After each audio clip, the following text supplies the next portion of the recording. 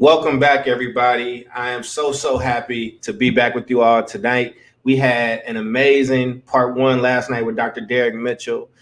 He gave us a lot of real truth, a lot of great conversation, things to think about. And I love just having a back and forth with him, man. That's a really smart brother. And tonight we have another very special guest. I've gotten to talk to this brother a few times and been in spaces with him. He has a bit of a story that I'm going to let him tell, but I'm just going to welcome him and bring him in. John B. King, how are you doing tonight, brother? I'm doing all right. These are challenging times, but I'm doing all right. I'm glad to be here with you. Man, I'm glad to have you here as well, man. So we got this quick conversation. It's only 30 minutes and it goes pretty quickly. For the folks that don't know me, my name is Charles Cole. I'm from Oakland. I've been involved in education and social work and healthcare for a long time, living in Chicago, Kentucky, and then Oakland. I've just been doing equity work for a minute, and I'm just blessed and honored to do this stuff. We have somebody here who works very closely with President Obama and has just always been incredibly kind, incredibly thoughtful, and has always just been very generous with his time. And I know it's very difficult for him, and he's done that with no question. Ladies and gentlemen, please help me welcome Mr. John B. King. Instead of just reading your bio, man, can you just tell your story really quick so these people can know who you are? Sure. Well, I have to start, with my parents. My parents were both New York City public school teachers. My dad was African-American, grew up just after the turn of the 20th century in a very segregated New York City. Saw a path to opportunity as a teacher and then an administrator.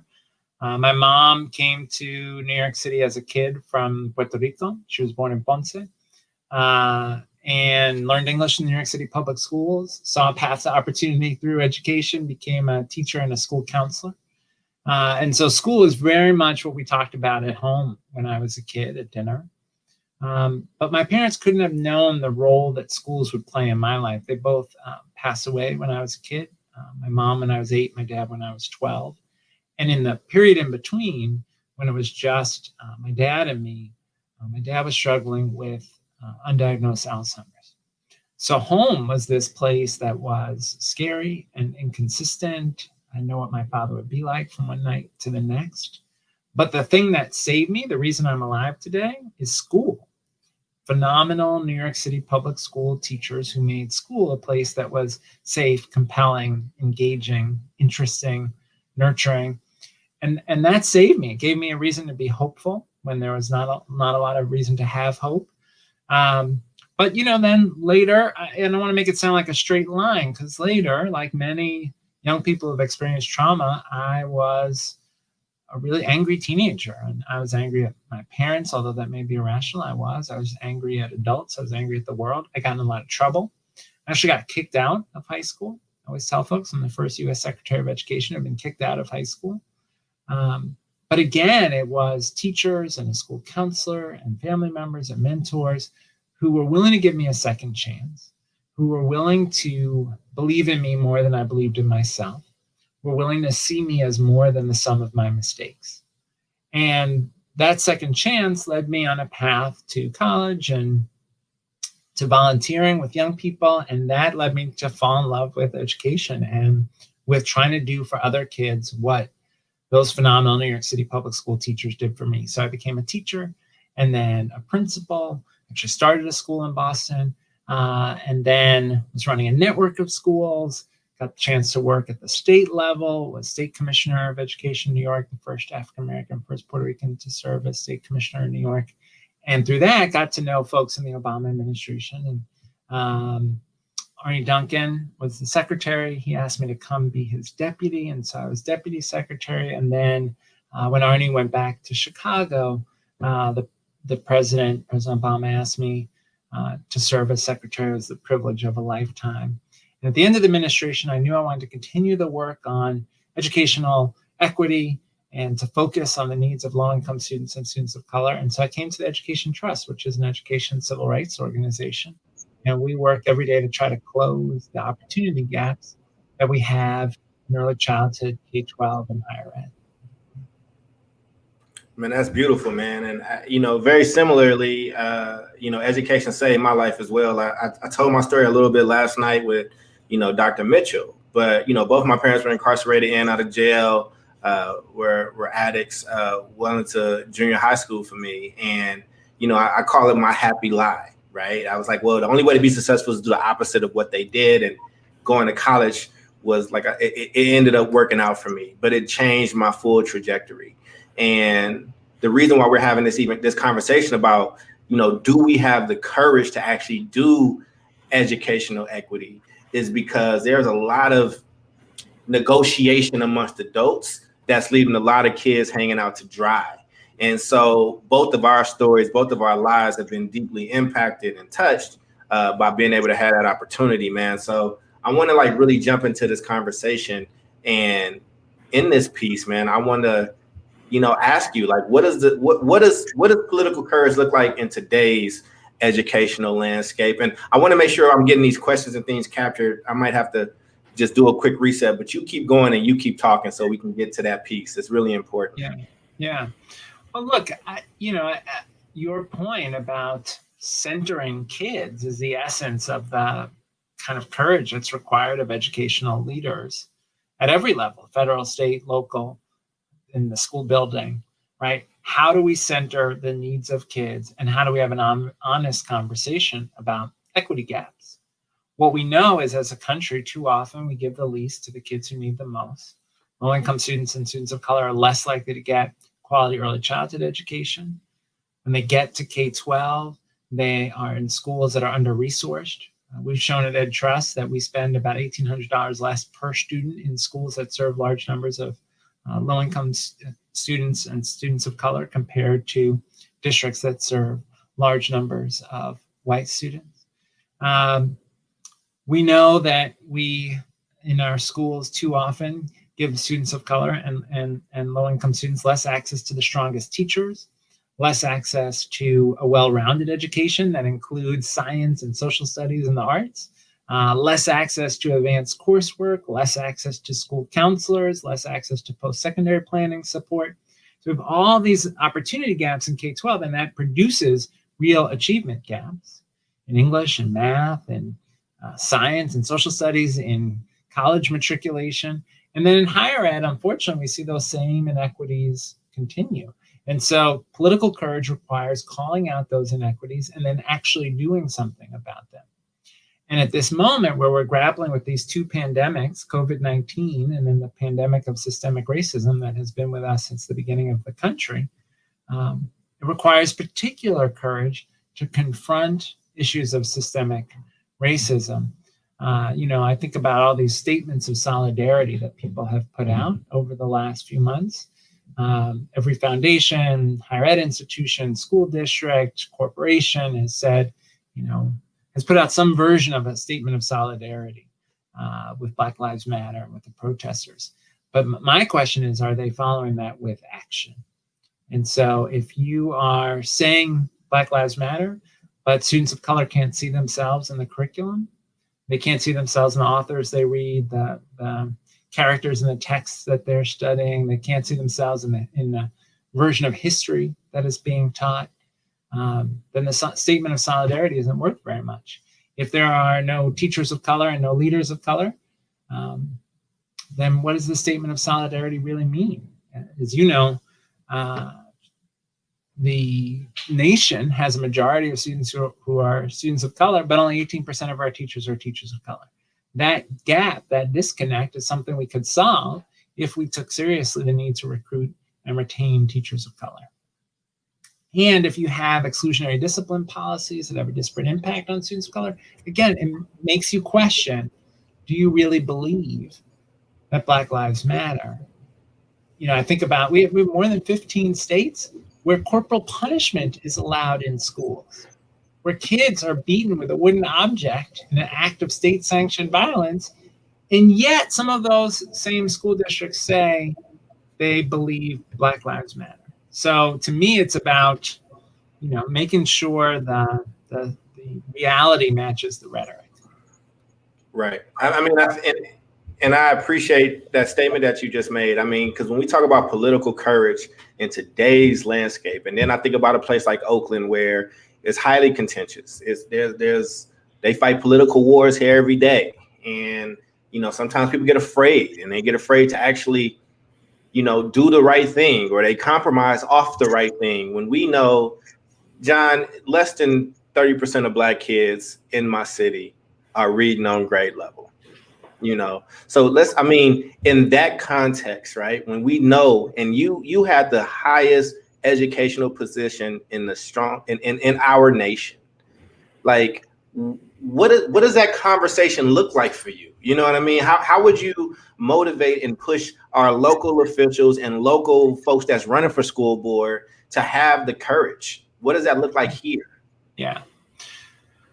Well, I think one is we have to have the courage to say that somebody else's child matters just as my child matters. And what we see in too many places around the country is what I would describe as opportunity hoarding, where people are only concerned about their own kids and not concerned about other people's children.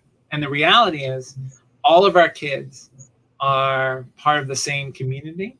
And so what happens to my kid is tied up with the fate of your kid. And so we need that kind of foundational commitment.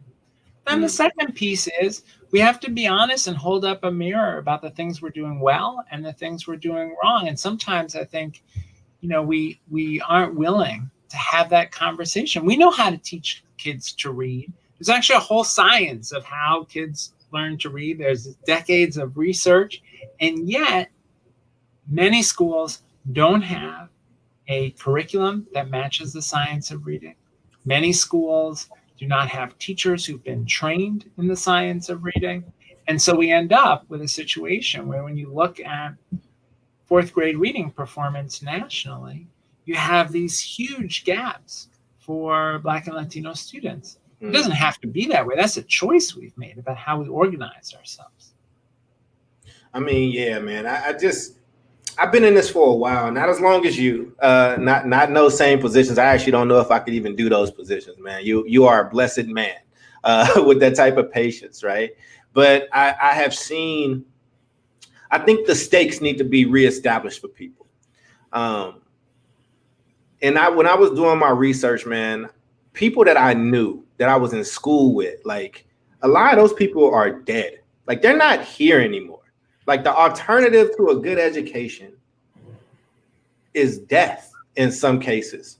And it's hard for me when I go to our school board meetings and I see a bunch of fighting and a bunch of political statements being made, but yet and still our kids are still being prepared for squalor, not to live in one of the most vibrant places in the world right now. Oakland is one of the most vibrant, fastest growing places in the world. So, I mean, what do you say? And I mean, I know a lot of people got in your way. So, like, what was your message to those people? Yeah. Well, look, we have a job in schools. Here's what happens. I think a lot of times folks will say, there's poverty in the community. There's inadequate access to healthcare. There's inadequate access to good jobs. There's violence in the community, all of which is true. But at the same time, in schools, our job is to do the most we can with the time that we have with kids. And we can't say, because there are all these problems outside of school, we're absolved of responsibility. And often the fight is, are we willing to hold ourselves accountable for delivering to kids? So if you have a school where the reading proficiency is 0%, are out of school factors part of that? Of course. But is the school doing a good enough job? No.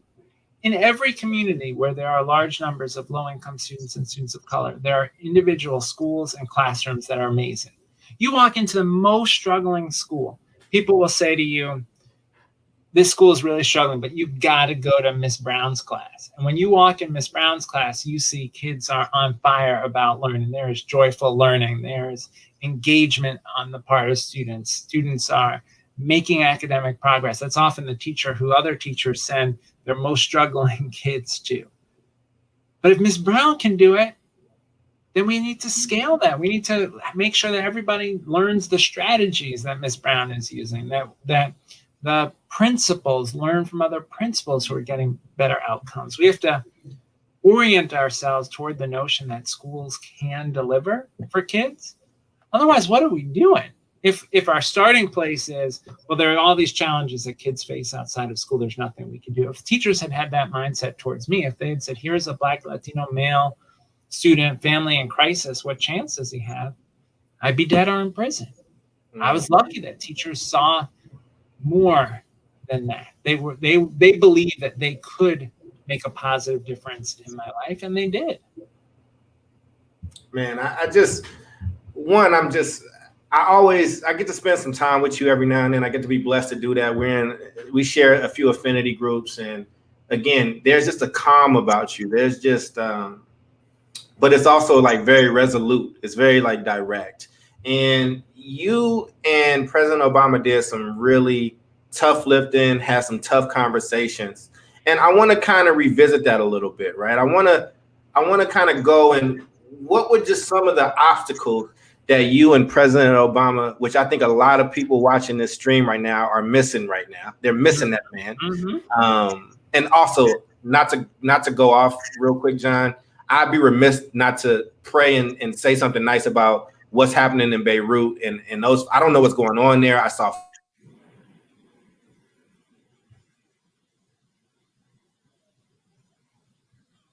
Oh, we lost you, Charles. Going to the Obama part. Talk about the obstacles of you and Obama, and if it acts up again, just keep going. The show will go on. Yeah. Well, a few things. So one is, President Obama and Mrs. Obama both believe so deeply in the power of schools to be a transformative force in the lives of kids and in the lives of communities, and ultimately for the good of the country. And one of the priorities was to try to raise our standards, to say that it's not good enough. The truth is, it's not good enough just to have a high school diploma in the 21st century economy. We need students to graduate from high school ready to go on and succeed in college and careers. We need them to be able to go on and pursue post-secondary education or training in order to have access to a good job. And that means we need to raise our standards. And there are people who said, well, raising standards is too hard because of all the challenges that kids face outside of school. Or people said, well, raising standards is the federal government trying to tell every classroom and every teacher what to do. And it wasn't that. It's up to states to set their standards. But what we tried to do was incentivize and encourage states to establish standards that truly reflect what kids need when they graduate. So that was a fight. We had a fight about educator evaluation. And what that really came down to was a question of, do we want to make sure that when we think about educator performance, we ask the question, did kids learn? Did kids make progress? Now, we had reasonable debates about what's the best way to assess that. How do we make sure principals are prepared to be fair and to give good feedback? All legitimate questions. But there should be no question that part of how we evaluate the work that teachers and principals are doing is whether or not kids are making progress. Of course. So that was another fight. We had a fight around charters, and I would say that was a fight with two sides to it. One, we had some folks saying, well, we shouldn't have charters at all, and charters are not a worthwhile effort to try to create opportunities for innovation. And they were wrong about that. When you look across the country, you can identify individual charters that are getting incredible results, charter management organizations with whole networks of schools that are getting incredible results, particularly for low-income students and students of color, schools that are serving unique populations, kids with autism, schools that have opened on Native American reservations, schools that are doing real innovative, important work that's contributing to public education. We also had another group that said, well, you want charters to be accountable for outcomes. We want just free for all. I think about Michigan's charter law this way. We want a free for all. Anyone can get a charter. we don't want real standards for their academic outcomes or their operations, and we should just have a total laissez-faire kind of policy. And we said, no, that's wrong. We actually need charters as a part of the public school landscape, and it ought to be public schools with public dollars, with public accountability. And we ought to close charters that are not doing a good job. We ought to carefully oversee the financial operations to make sure kids are being well served. And so we ended up, sometimes when you try to steer the right course, you get criticized from all sides, and that was the case where we got criticized from all sides. But for President Obama, it was just always very clear. The question was, what's the right thing for students? And we'll deal with the politics later. I appreciate that, man. And I appreciate you. And you said something around standards and educator evaluation. And John, I lived in 4 shelters. I went to 11 elementary schools. Both my parents were addicts. Both my parents were incarcerated. So by the standard of these people not wanting to have them, right, the bar would have been so low for me. And it took people outside of that school and a few teachers, not the majority. It was a few teachers, right? Because we normally tell that story and it's like, who is your favorite teacher? And I'll talk about that one, but I don't talk about the mismanagement of the 45 others that I may have had. But if no one held high standards for me, I wouldn't be sitting here with you as a doctor, as somebody in these affinity groups with you, traveling the country, doing research on our people. So what suggestion do you have for these folks running for school board or our local government or whatever that might be thinking about negotiating on high standards and for young people like me when we know what's at stake? Because when you don't have those high standards, you cutting people like me off at the knees. That's right. Well, a few things. One is think about your own kid in that classroom. Right? When you think about what you're agreeing to, right? I think about these places where, during this pandemic, folks had to go online, and there were some people saying kids would have no direct instructional time with teachers at all in a day or only a couple hours a week. Would you want that for your own kid? If you wouldn't want it for your own kid, why would you allow that for somebody else's child? We have 15 states where there's corporal punishment. If you wouldn't want that for your own child, why would you want that for somebody else's child? Right? And so this question of, what's the bar should be the bar that you would want for your own child. You would want your own child to get an excellent education. That's what you should want for every kid. Second thing is, when you run for a school board, when you are serving on a school board, there are a million adult interests. And, I would always say when I was in state government, especially, I can go days where the only conversations were about adult issues and not about kids.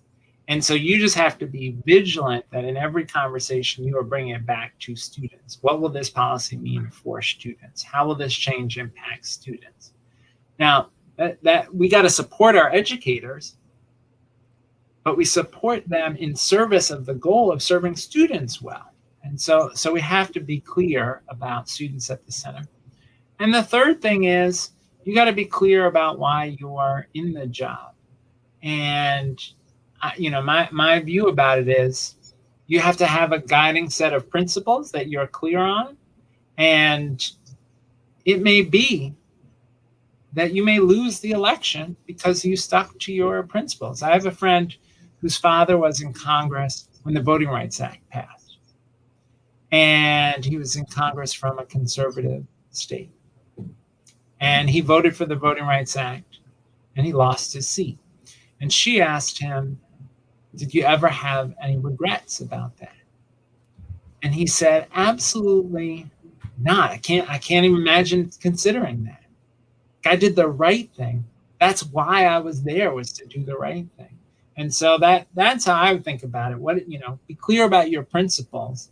And if if that costs you an election, okay, but that's because you're trying to fight for those principles. Man, when we talk about having a high bar, put it like this: if we had a low bar, we wouldn't have you as a guest tonight. We wouldn't have, we would like, no, we can't get the highest official of education in the land, right? Like, everybody has high bars for themselves and for their families and things of that nature, man. I just think that in this time, it's so important. This conversation is about courage. And the interesting thing is, we know what works. Like you said, there's a science around literacy. And I've seen my city and I've seen California lower the bar when we talk about our rise in graduation rates. But I am obsessed with A through G. And I'll just share a quick story as we go out. One of my best friends, man, I was a year ahead of him, and I went to Cal State East Bay, and he got his grades up, man. He graduated with over a 3.0, and he graduated, but he wasn't A through G eligible, meaning in the largest public education system in our country, where they promise you a spot in the CSU if you pass A through G, he couldn't do it. And for some reason, we don't have those things being equal. And we have a lot of Black kids and brown kids that we're graduating, but won't even be able to take advantage of the largest public college system in the country. And so you've just done a lot for us. You've highlighted a bunch. We got about a minute left. In your last minute, what do you want to leave these people with? Yeah. Well, I would tell everyone, read the essay that John Lewis wrote a couple of days before he passed, that was published on the day of his funeral in the New York Times.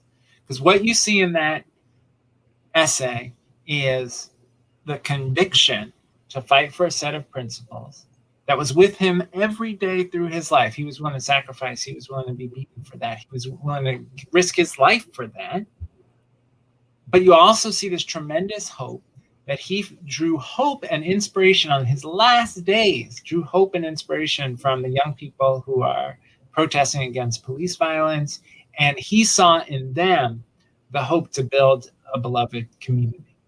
And so we should all aspire to that level of conviction and clarity and hopefulness that he had all through his life up until the very end. Man, I want to thank you so much. Before we leave, there will be another conversation, not with John and I, but there will be another conversation where you can meet and greet some candidates for Oakland School Board, and you should be able to find that link in the chat. Or if you were RSVP, you should have that link there. What I'll leave us with, John, is right now, don't look at two doctors, don't look at two cats that are successful, quote unquote, whatever that may mean to you. It's two good kids where we lived in places where hope wasn't always readily available. It wasn't spilling from a spout. And education was the number one determining factor, where our parents weren't available for us at the times, even though they might have wanted to be, where we might have been living in poverty. But education is still one of those things that can change your economic situation from one generation to the next. I'm so honored and so happy to have you, man. We have to find a way to do this again. The best news that I have, the best advice is we got to leave people wanting more, and I know that they do. For FIA, for Energy Converters, for Dr. John B. King, I am Charles Cole III saying thank you, saying we love that you had this time with us. Be reflective. And do we have the courage to do what is right and needed for our kids? Do we? And we're going to find out if you do or not, man. John, God bless you, man. And I will see you on the other side, your brother. All right.